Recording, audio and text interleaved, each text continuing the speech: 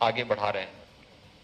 यानी मान के चलिए कि लगभग 1 लाख हेक्टेयर खेती में प्राकृतिक खेती के कार्यक्रम को प्रदेश सरकार तेजी के साथ आगे बढ़ाने के कार्यक्रम को जब आगे बढ़ा चुकी है, तो ये मान के चलिए कि आने वाले समय में इसके लिए सरकार क्या क्या करने जा रही है।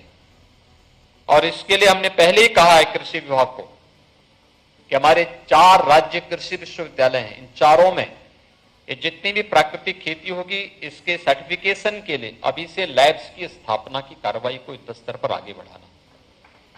पहले चरण में 4 कृषि विश्वविद्यालयों को, और इसके साथ ही जितने भी 89 कृषि विज्ञान केंद्र हैं, इन कृषि विज्ञान केंद्र में भी फिर हमें इसके सर्टिफिकेशन की कार्रवाई को आगे बढ़ा करके इनके लिए बेहतर मार्केट की व्यवस्था उपलब्ध कराना। हर मंडी में ये पहले से व्यवस्था कर दी है कि प्राकृतिक खेती से जो भी अन्न हो, फल हो, सब्जी हो, ये भी जो भी उत्पन्न हो, इसके लिए एक व्यवस्था आरक्षित की जाए और उनकी बिक्री की विशेष व्यवस्था प्रारंभ की जाए, जिससे हम इन कार्यक्रमों को आगे बढ़ा सकें।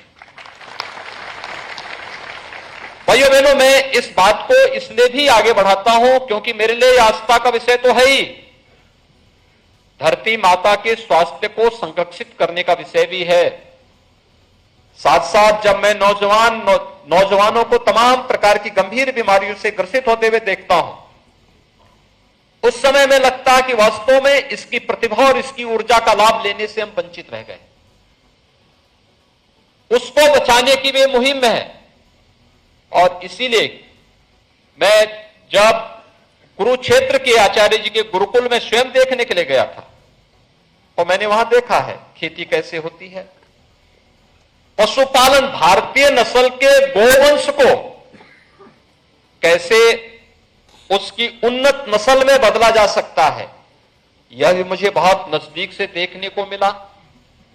और यही नहीं, वहां पर ऑर्गेनिक फसलों को भी उन्नत रूप से कैसे आगे बढ़ाया जा सकता है, यह भी मुझे बहुत नजदीक से देखने का अवसर प्राप्त हुआ है।